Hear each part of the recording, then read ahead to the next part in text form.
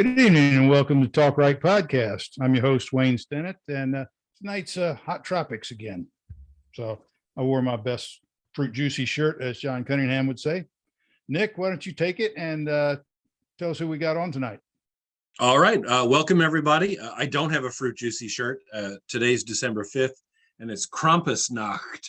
So I have the Bavarian demon of Christmas times on my shirt. We have tonight Don Rich, Douglas Pratt from a dark marina somewhere, and Nicholas Harvey sporting one of his line of awesome swag.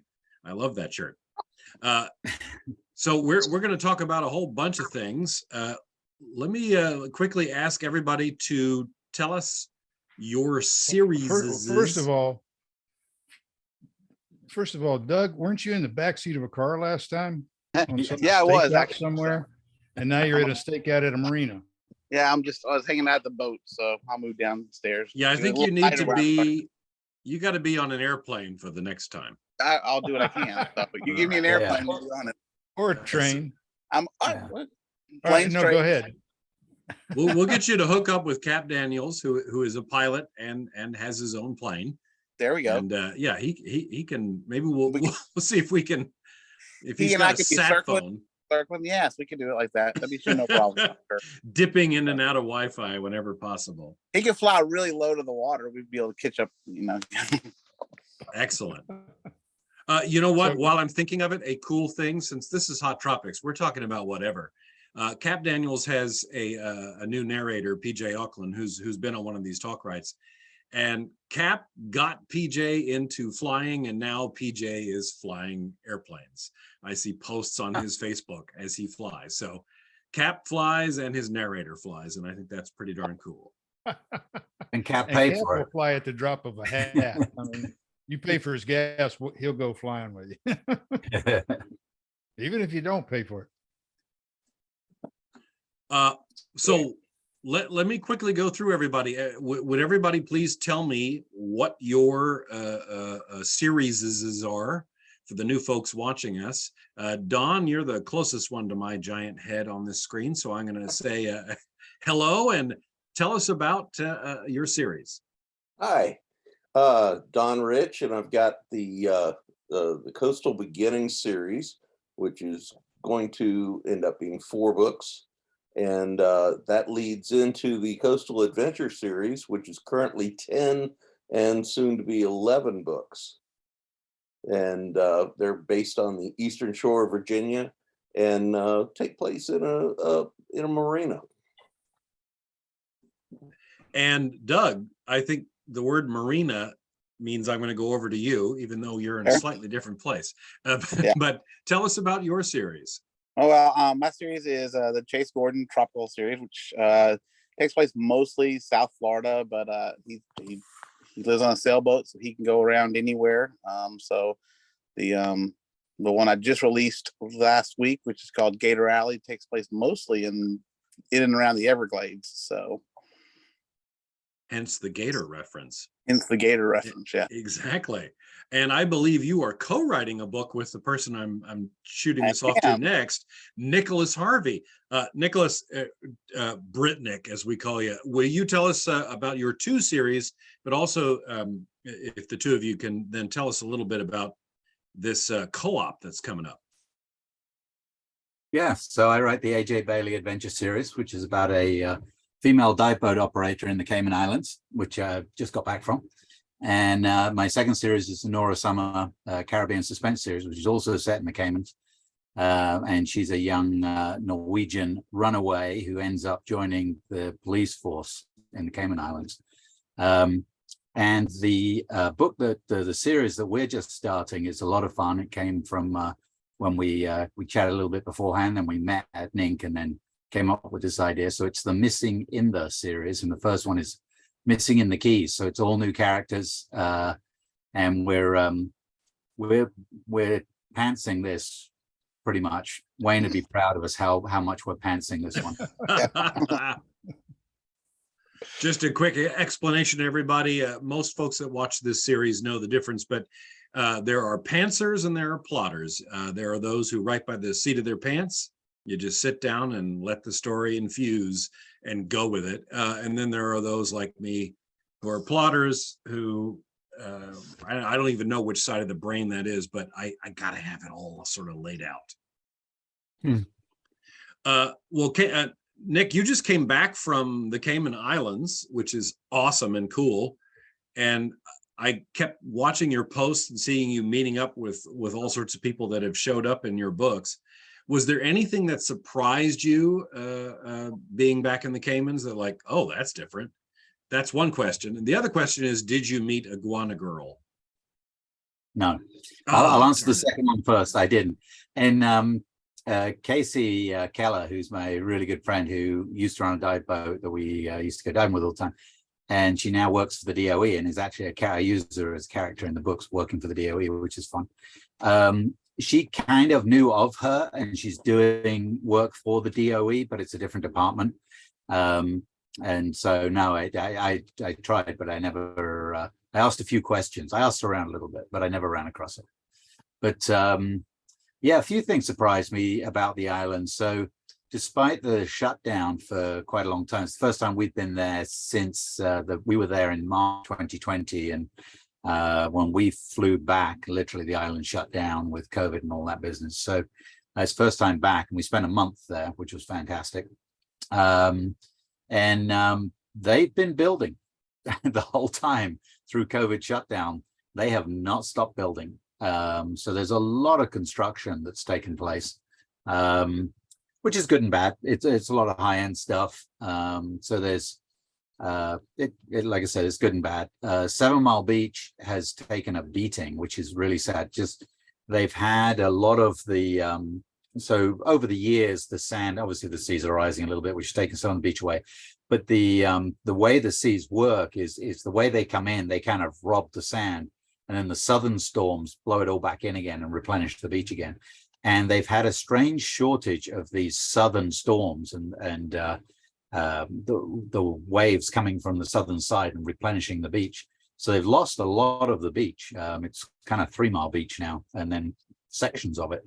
But like outside the Marriott and stuff, there's literally no beach there anymore. You just paddle into the water, into the shallow in the sand. So there's a few things that have changed, but it was really wonderful to be back on the island. It's been our second home for 20 years. We've been going down there every year. And we stayed 2 weeks on the west end of the island, 2 weeks on the east end of the island. And we were both working full time when we were there. My wife has now got a full-time remote position, which allows us to travel like that and work. So it's really cool. But yeah, I got to see a lot of people and chatted with some folks. We're doing some custom dive gear from the AJ Bailey gear line for a couple of places down there and stuff like that. So it's really fun. Awesome. So you're back in Oklahoma now? I am back on the island of Oklahoma, yes. Where it was freezing ice cold yesterday and it was 75 today. And I think in 2 days' time, it's going to be freezing ice cold again. You going to stay there through the winter? Hell no. So sorry if my mother-in-law is watching. No, we're staying here through the holidays so we can spend the holidays with family, and then we're actually going to go down to Galveston because it's not the Caribbean quite, but it's a lot warmer than it is here, and we're going to spend about 6 weeks working from Galveston. We found a little place down there by the water that looks really cool, and then we've just sorted. We're going to go to St. Martin for 3 months. So March. Wow, that's fantastic. Yeah. So Cheryl's gig that she's working for is for the AUC, which is the Medical University on St. Martin. And she works for several deans that are based in the US. But she went out there for a week and it was really cool. She liked it. And so we're going to go down there for 3 months. We've just secured a place to stay for 3 months there. And then we're going to go fly back to Miami and fly straight down to Bonaire and spend 3 months on Bonaire. Man, you've got it all worked out. You're living the life, man. That's Yeah, for sure. Hey, all you got to do is sell everything, Wayne, and kick all the kids out of the house, and you can do it too. And yeah, Exactly. Yeah, well, we're very so fortunate. Don, what was your excuse again for not coming to NINC, or your reason? I'm sorry. I wasn't a member yet. Oh, you that's very right. little. Yeah. There was, I remember somebody posting something about the deadline to join and be able to make it. I Yeah, missed no, out on that. I didn't quite have the numbers until after Inc. started. Oh, this really? last year. Okay. Well, okay, that's a good reason then. Yeah. But you'll be there next year, right? Oh, absolutely. Yeah, no planning on it. Well, Don, I got a question. Your books have a lot to do with the Eastern Shore, and I just saw in the news that the oldest horse from the Chincoteague-Assateague herd passed away. Have you? Do any of your books deal with Assateague and Chincoteague? It's Not the only yet, but place they I've will. ever been on. I've camped twice on the beach. And actually came back from the blood loss from the mosquitoes there. I was about to say those. But it was amazing mosquitoes over because there you that'll camp kill on a you. beach that's nowhere near any lights. Oh yeah. So it's one of yeah. it. There's few places in the U.S. that you could do something like that. There's actually the national beaches out on the barrier where they've bought up so much of it and preserved it, and just marvelous. I mean, miles and miles, but it's also miles and miles of mosquitoes and biting flies. And so you have to go when the breeze is right, and when the wind is going toward the bay, not from the bay. Absolutely. Yeah. So, but I leave that part out in the books. No, everything is wonderful in our books. Absolutely. That's right. It's marvelous, except for There's the no bullets poverty and in the Caribbean. bombs and things. Well, Doug, are Seas you always on your? calm and the winds are mild? Yeah. That's it. Doug, are you on your own boat? I am. Yes, I am. Can tell us a little bit about that boat, because we got a lot of boat lovers. Oh well, it's a 30-foot Catalina sailboat. So right now it's like I said, I'm docked in Gulfport, Mississippi. So I can go out and sail in the Sound, and we also have the barrier islands out there with the Gulf Shore National Seashore Park out that way. So it's talk about some dark areas. We'll anchor out there sometimes with no lights. It's great. You might see that you can see this about 10 miles away. That's the lights of Gulfport and Biloxi, and that's about it. So but yeah, it's not a huge boat. It's kind of comfortable. My wife and I are on it for the weekend, so it's our weekend, but doing a little bit of repairs and stuff before the holidays. I know I won't be back until probably January. So Well, that's amazing. yeah. So Wayne, Kicking my tail, and the boat will get bigger next year. it's going to get bigger. I'm looking for add 4 more feet, and that's the rule for boats. You always got to add 4 more feet. So There it is. Yeah. That's it. All that is a bowsprit. that's right. I can do that too. I can throw one out back. Add a bowsprit and a foresail, and man, you got a cutter rig. Wayne, have you sort of kept track? You know, much like if if you broke up with someone, you might check their Facebook. What's going on with your Beneteau? It disappeared sometime in the last 3 or 4 weeks, I guess. We were downtown yesterday and I looked for it and it wasn't at the dock anymore. So it's somewhere over in New Orleans. All right. Oh, did they change the name? That's my neck of the woods now. So I don't know. I tried looking for it on AIS the week that they were supposed to sail, and I never saw it on AIS. So I don't know. Don't know where it went. You're totally stalking your boat. Yeah. I love that. Cyber stalking. I've never had AIS on a boat, Wayne. Is it tracked just by the name, or is there a serial number that goes with it? You're assigned a serial number, and then the serial number you go to I forget what the website is. You enter your serial number, and then you can enter all your information, your boat name, owner, home port, and everything.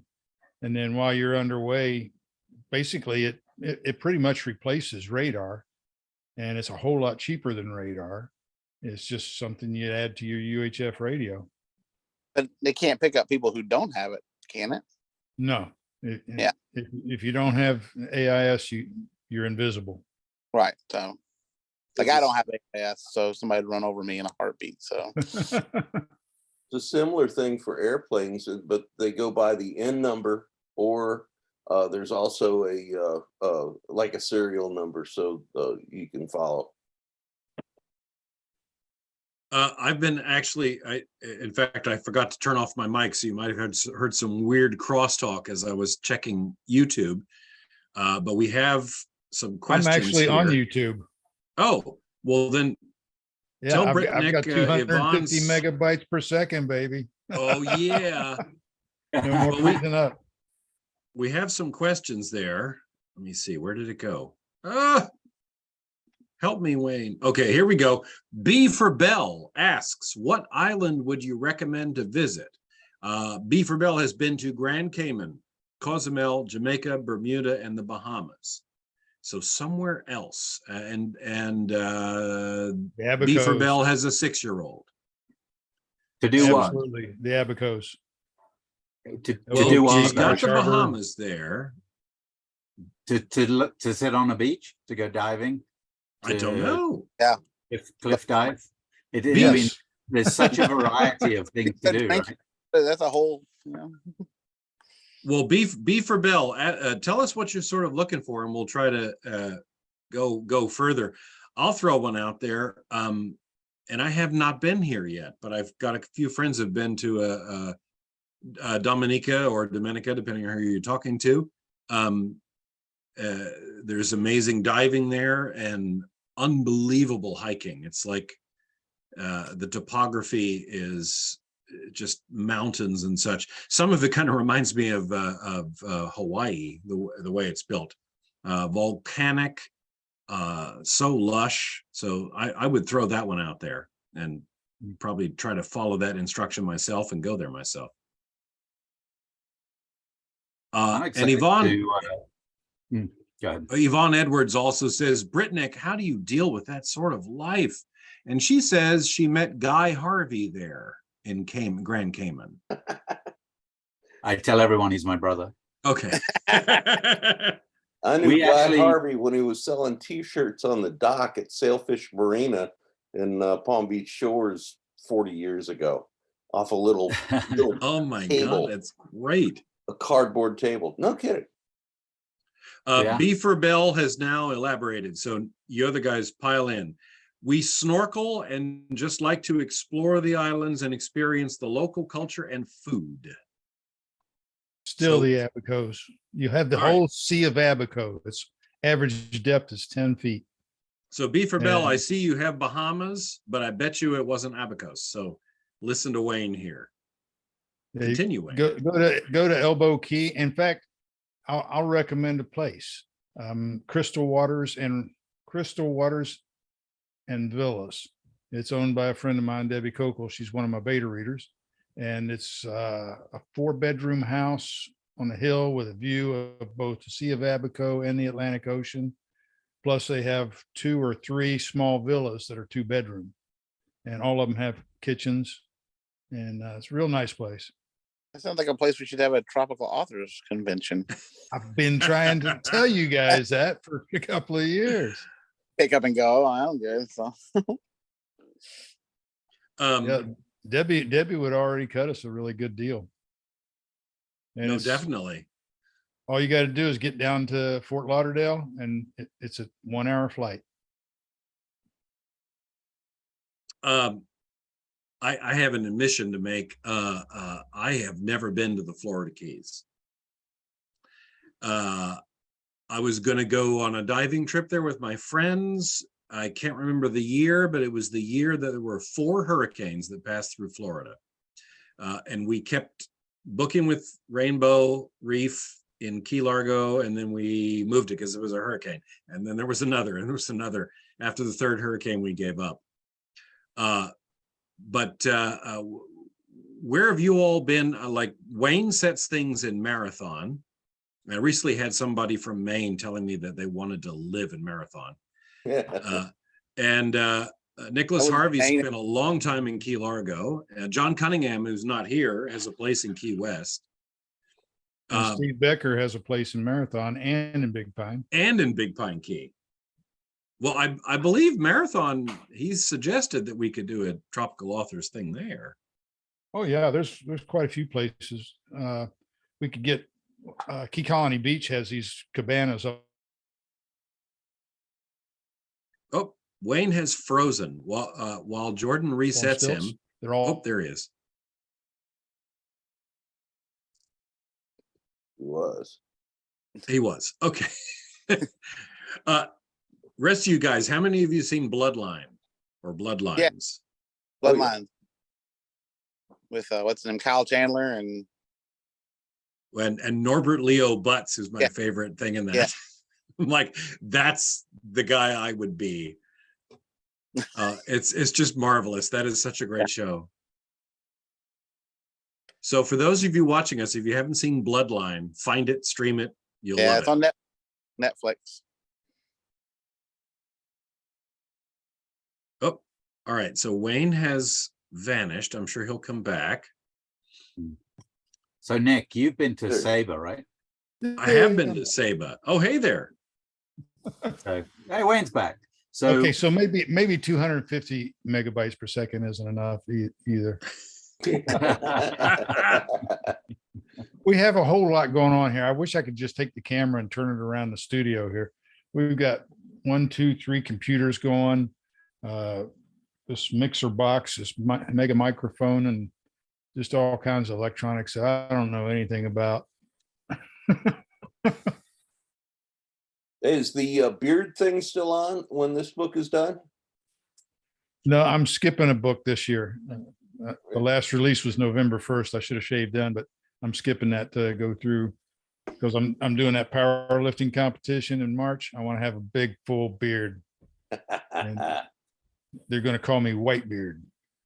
Whitebeard the pirate. Hey, hats off to you, man. Hats off to you. That's awesome. you got to quit losing weight there, Wayne, because every bit you lose, I'm finding. I'm not losing anymore. I'm gaining now. I got down to 192, but I'm back up to 197. And it's Well, I not haven't bad. given it back. A month in the Caymans didn't do my waistline any good. All that crack comp, come on. I have been doing with my new little lake house setup here. I've been doing all this outdoor work and chopping and cutting and all this stuff. And I went in for a physical. I actually shouted at her, "Are you kidding me?" So apparently I also need to do something like that. Although, okay, this will be fun for everybody. I'm going to take you on a little journey here. I talked about this with a friend, and this is my new writing location for some parts of the day. And yes, it's already become a coat rack, but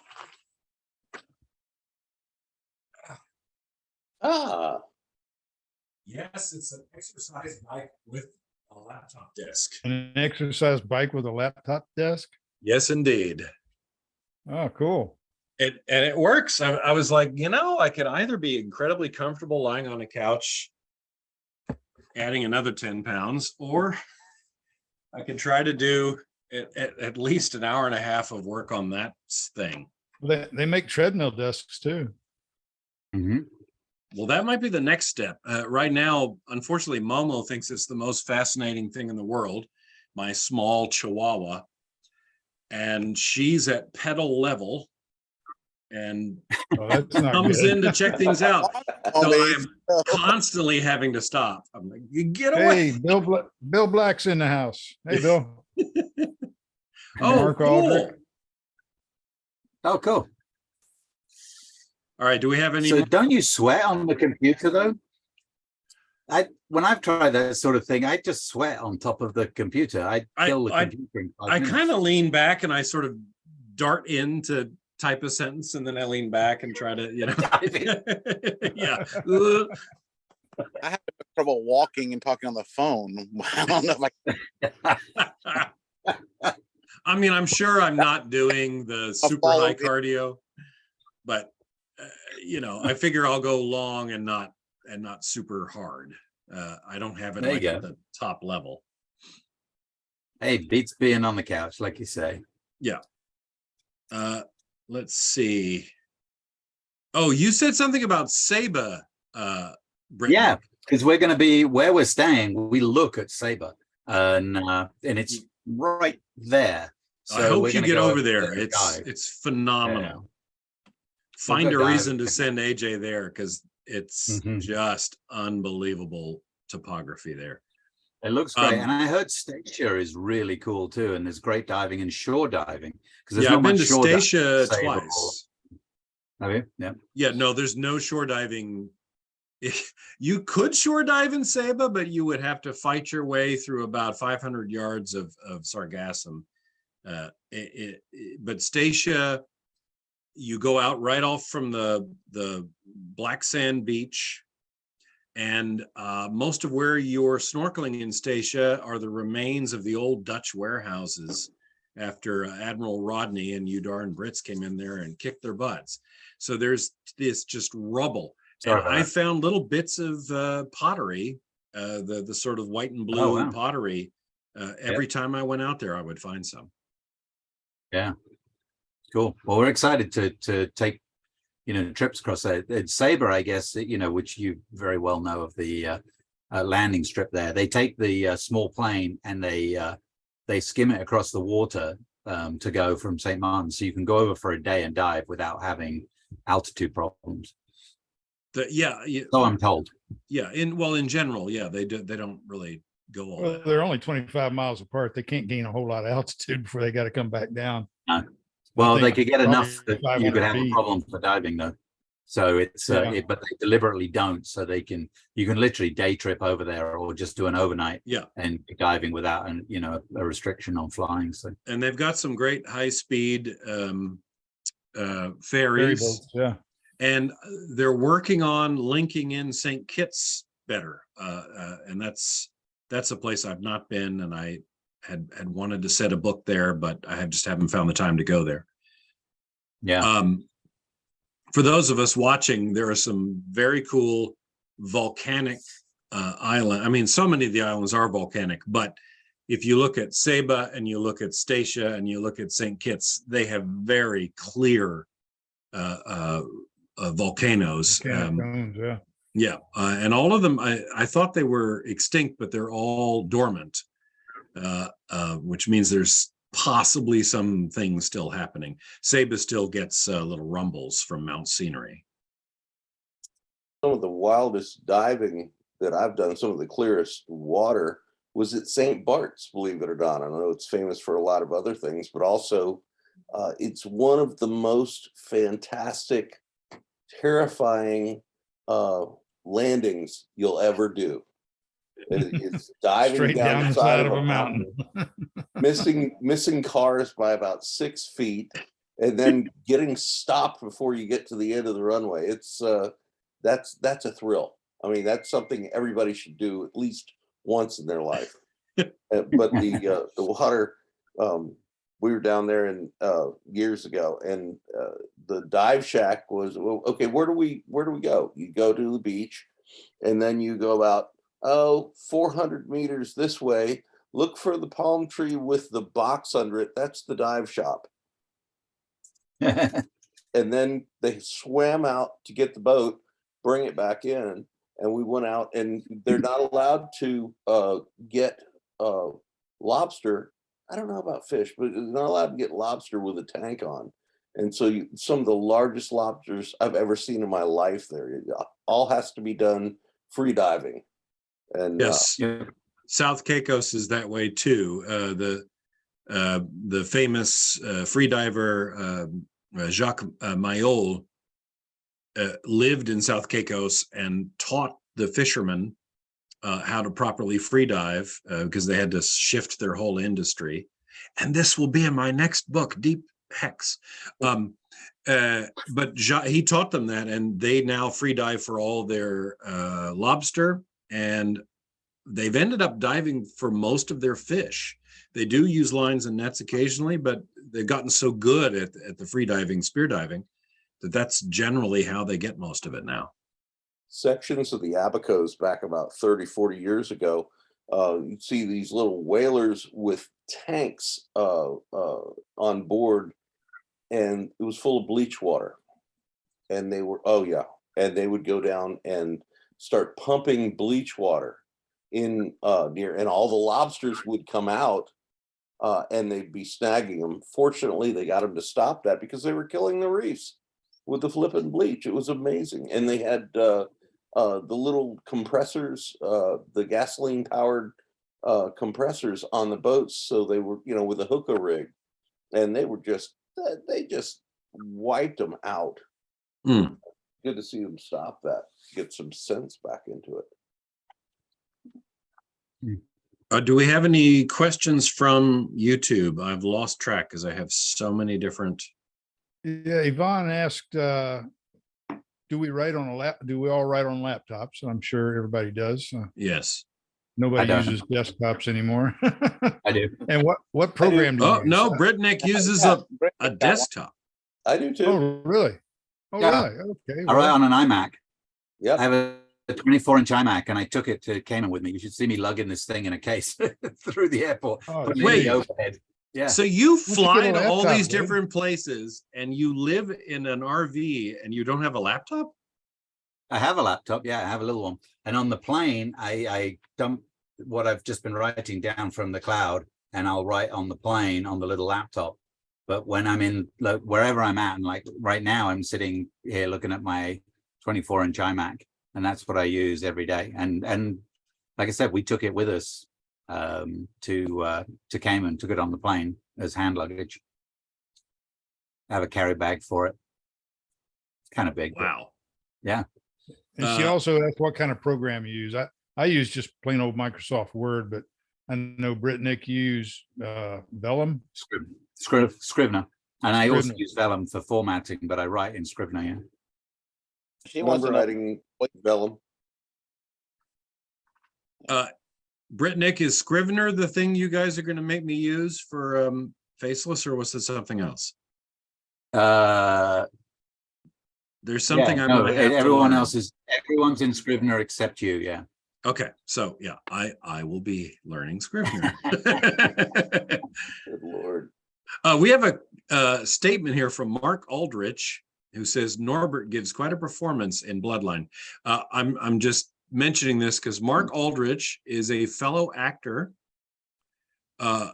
who's been talking to me quite a bit about my pivot to writing. And Mark Aldrich has his first novel out.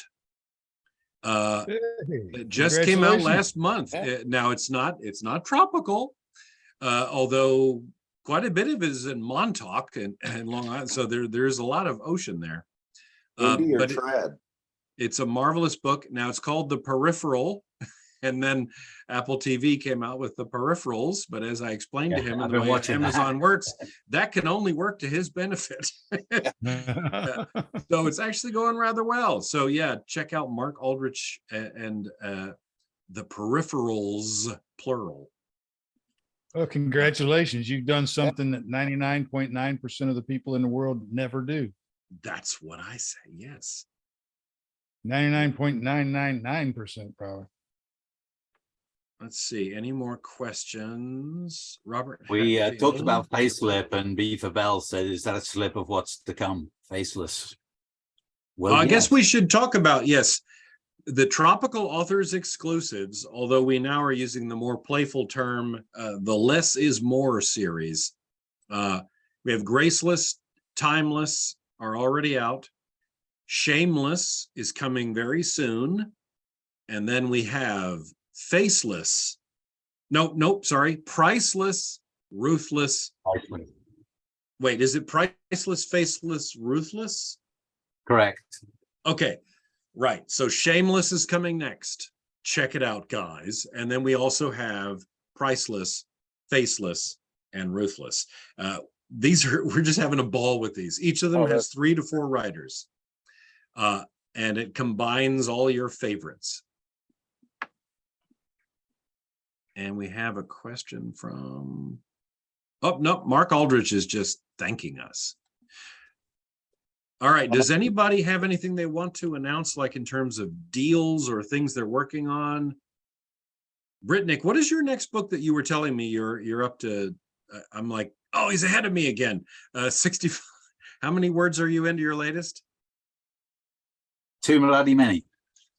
So I've done it again. You know, when you get to the end of the book and you've only got 4,000 more words to write, and then Yes. you write 2,000 more and you still got only 4,000 more words to write. You keep kicking the can a bit further down the road because you're trying to wrap up all the bits and pieces. So I'm in that stage at the moment with Anchor Point, which I am really, really pleased with. It's cool, and I've written it in. So anyone's read my stuff? No, I write a lot in twin timelines, like similar to what we did with Timeless, and so it's in the early 1700s is one timeline, and current present day is the other. And I wrote in first person in the 1700s, and then third person, as I always write, AJ Bailey in current time. And it makes the other timeline really personal, I feel like. So I'm enjoying it. So I think I'm at 77,000 now, and I still have another 3 or 4 to go. So I have to get it to my editor a week from today. So, and I've got to do my read through and edits yet. So I'm on full, caffeine crazy. What do you aim for? How many words Most do you on life aim for? support. And what's the longest book you've written? Oh, that's a good question for everybody. So My Brett, longest was my second book. When I released Fallen Palm in October of 2013, I started writing Fallen Hunter and finished it in 10 weeks, including publishing. And it was 130,000 words. whoa, that's like fantasy sci-fi novel length. Yeah, it was way too long. And then Fallen Out's the shortest at 52,000. I aim for 70 every time. When I set out, I aim at 70, and I've never had one come in under that.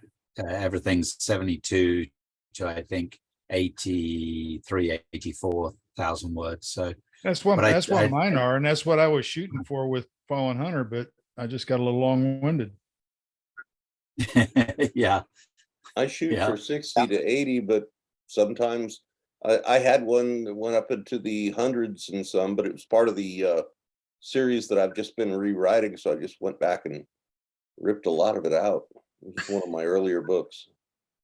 Well, the story's over when it's over. That's the thing. I mean, Yeah. sometimes the story takes a little longer to tell, and sometimes it takes a little shorter. Usually I shoot for about 65,000 to 70. Usually fall in somewhere between 65 to 70. Just depends on where the story goes. Some of my early stuff was around 50 to 60. Currently, that's what I'm shooting right now. Pantser or plotter? I'm Answer. a little bit of both. I don't plot very well. Like I plot because I'm constantly plotting in my head. I just don't write it always down. Which working with seeing what Brittnick's doing, he makes me kind of ashamed of myself, and I've kind of stood in the corner a little bit after. Man, he's got I can tell you that he's got timelines go back to like 1700s for AJ Bailey. I'm like, how do you even? I mean, I've just lost. He's brilliant at that. So yeah, a little bit of, I had to look to see because mine sort of get away from me, and I plot mine, and yet I guess that's part of the problem is sometimes the chapter I've decided has to occur here, Emily just starts spouting off, and it ends up being twice as long. But Deep Focus was 98,000 words, and I shoot for 65. wow. And this one I think is going to be longer than Focus. So do you, out of curiosity, do you use guys that plot? And this is kind of the way I'm thinking about it. And we had this discussion while I was at 20 Books a couple weeks ago, that the idea of taking it, like, to me, I like 3 or 4 really big action scenes, and I just work my way from one to the next.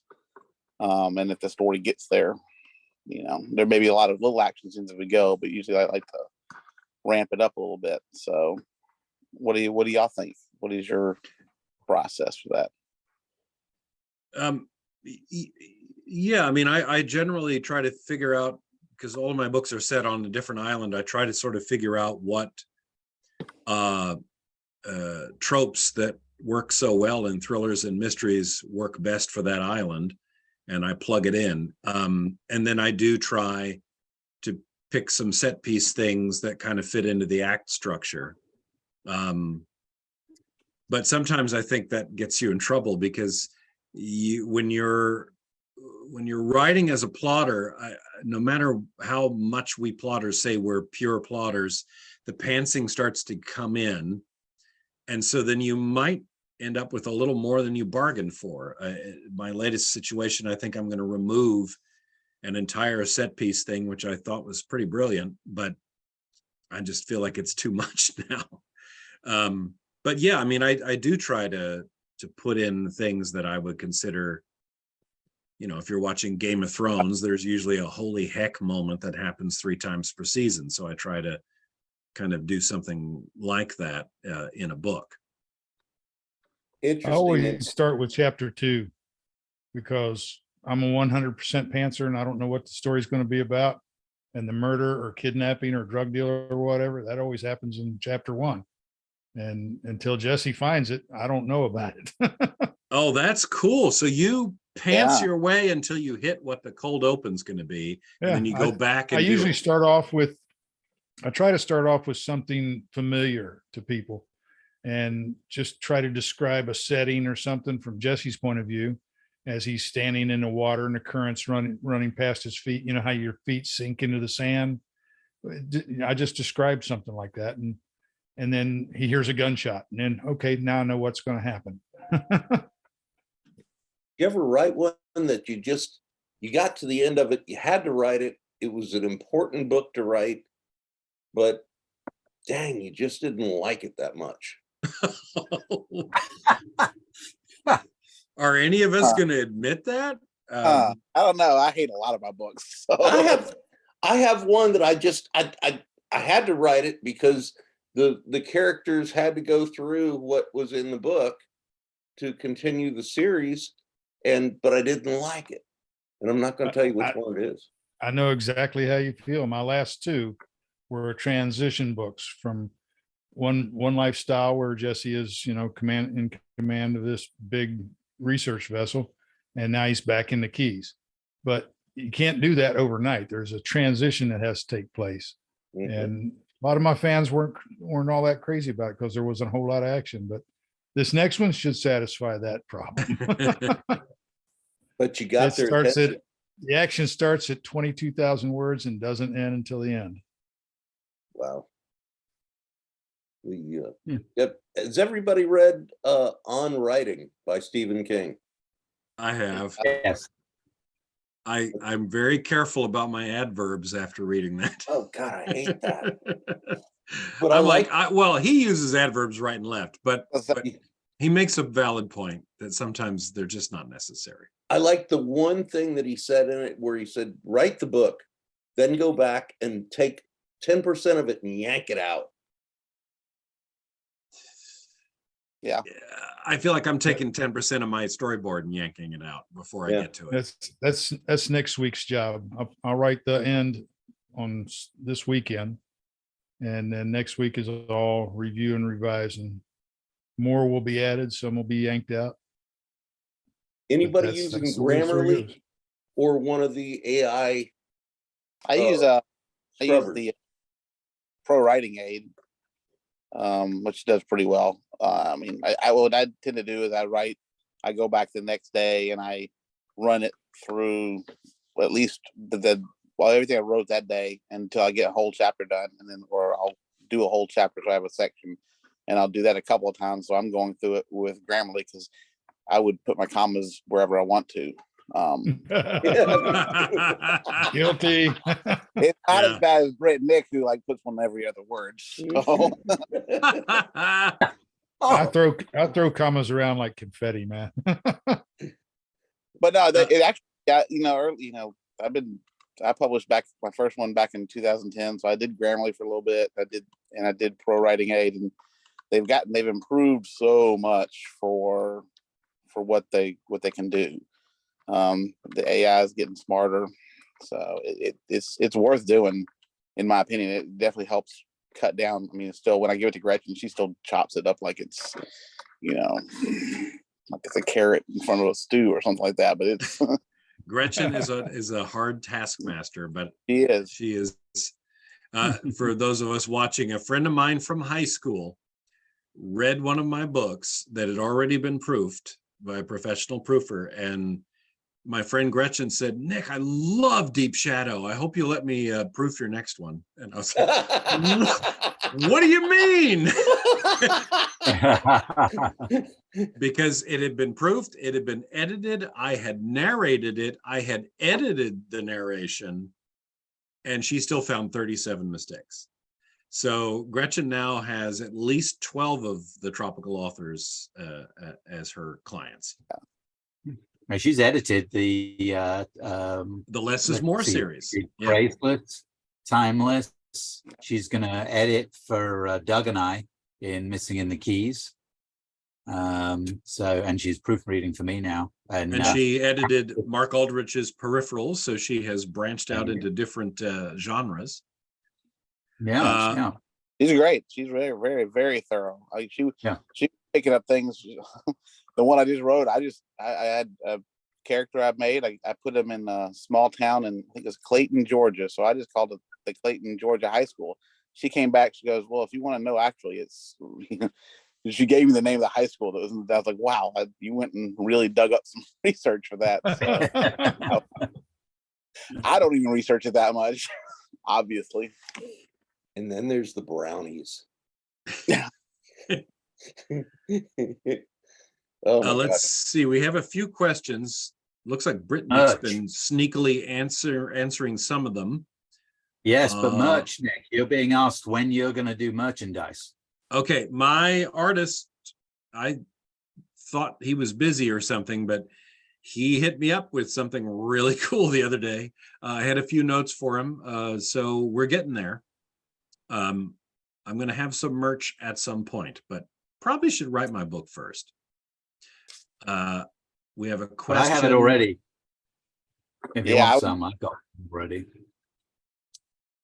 What is the short? Oh, this is a good question.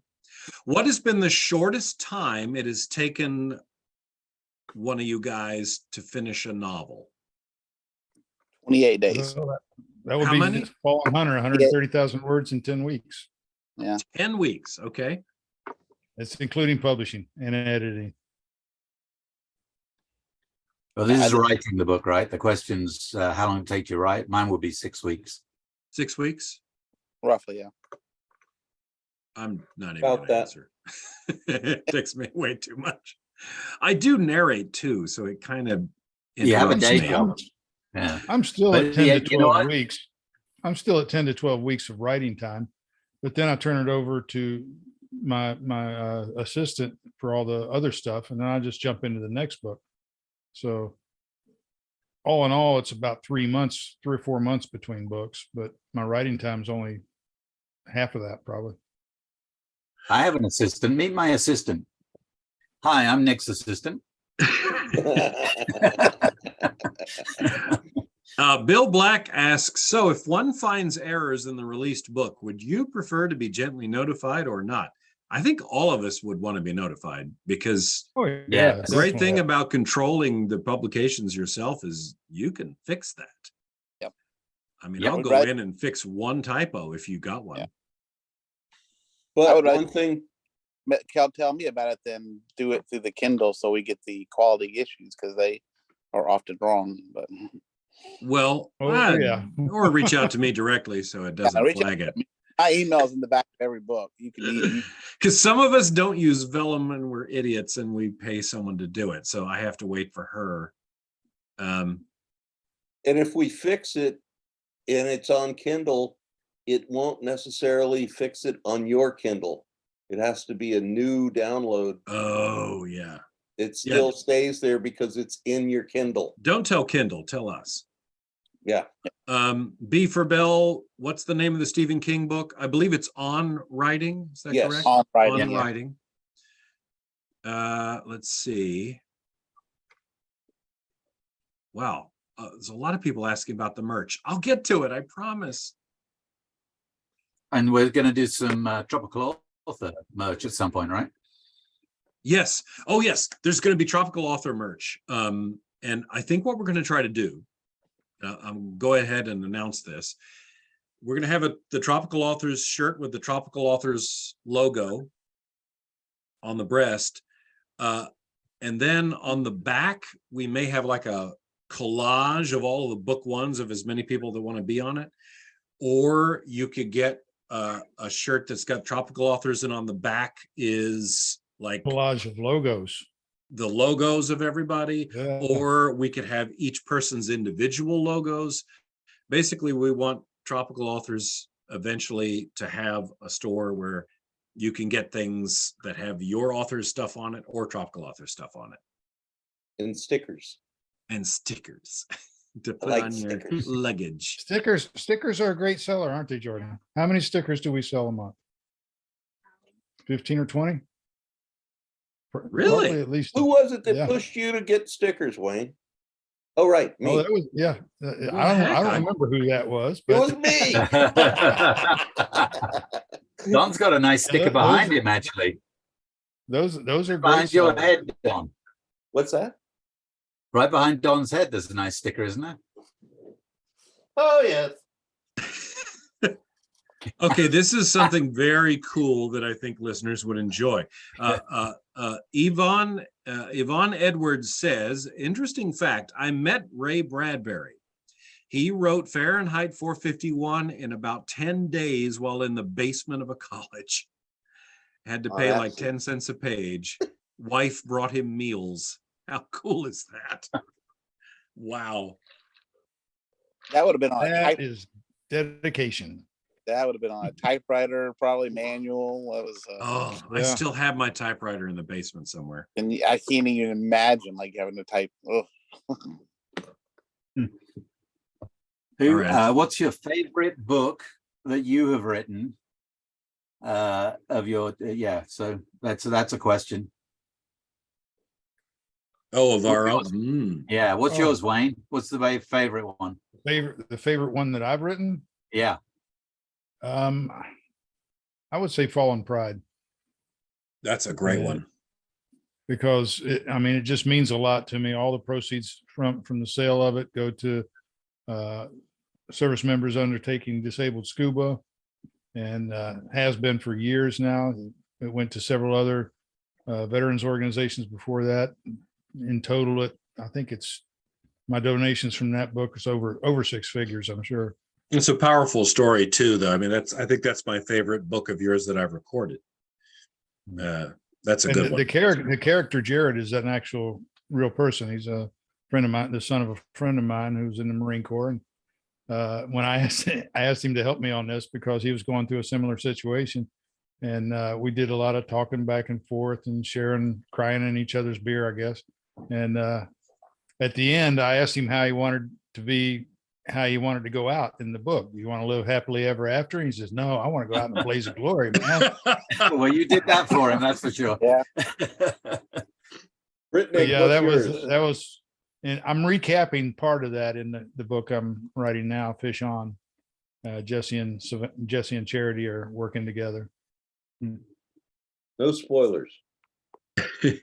Well, she just keeps saying deja vu because they're traipsing across the Caribbean looking for somebody, just like they did with Jason Smith at the end of Fallen Pride.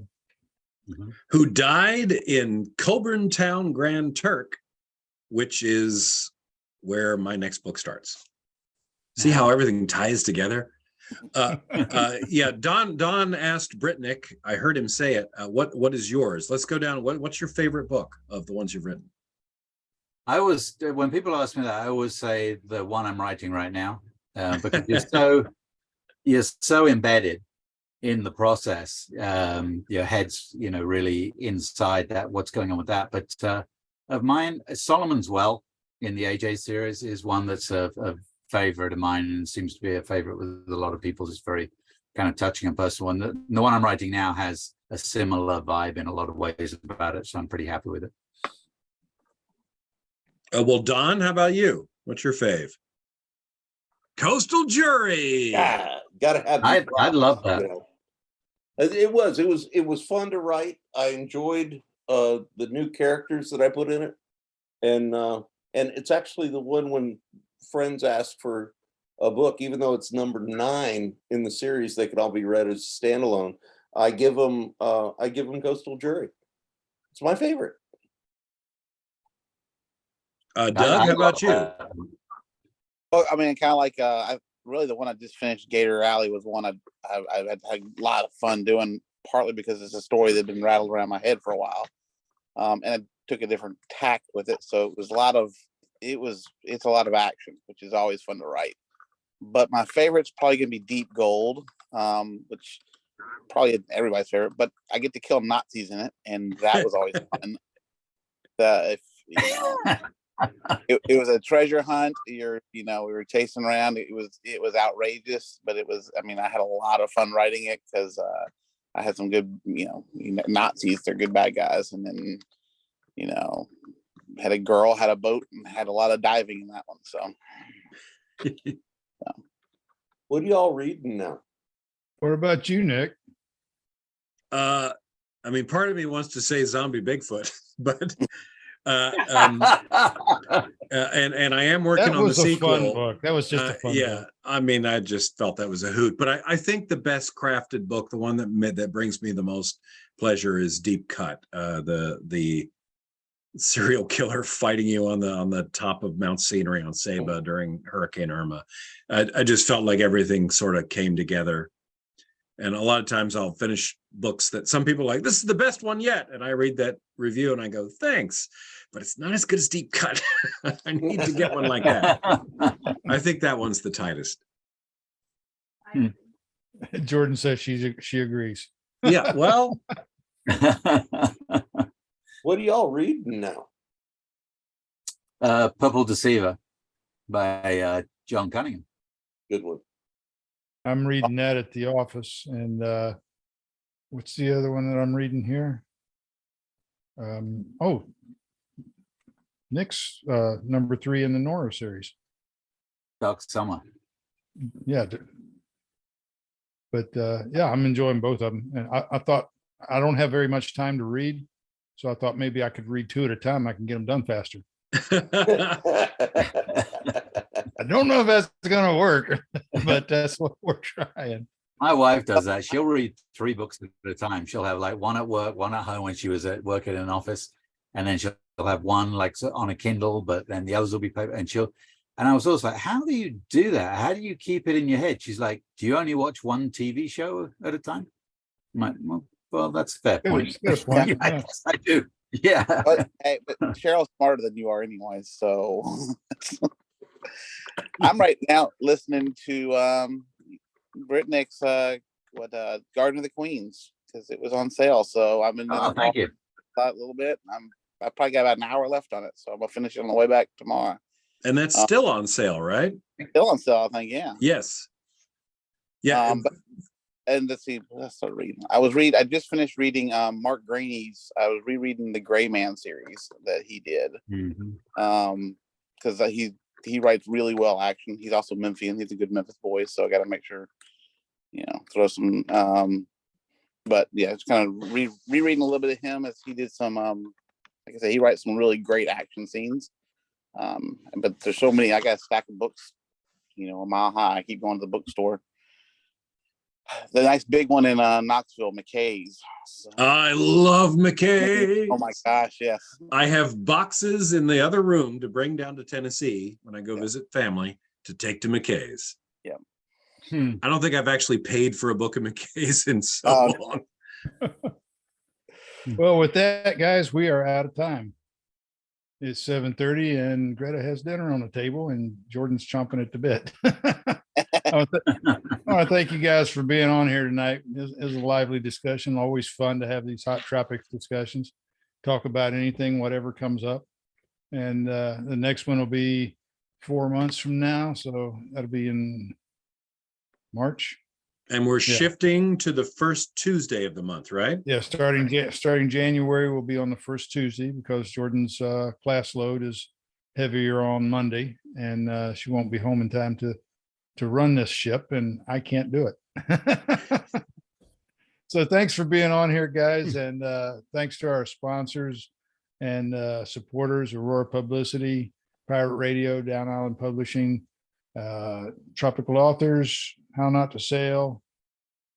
I think I hit them all that time. I think you got them all this time. Yeah. All right. Good night, everybody. Good night. Good night, gang. Hi, everyone. Thank you.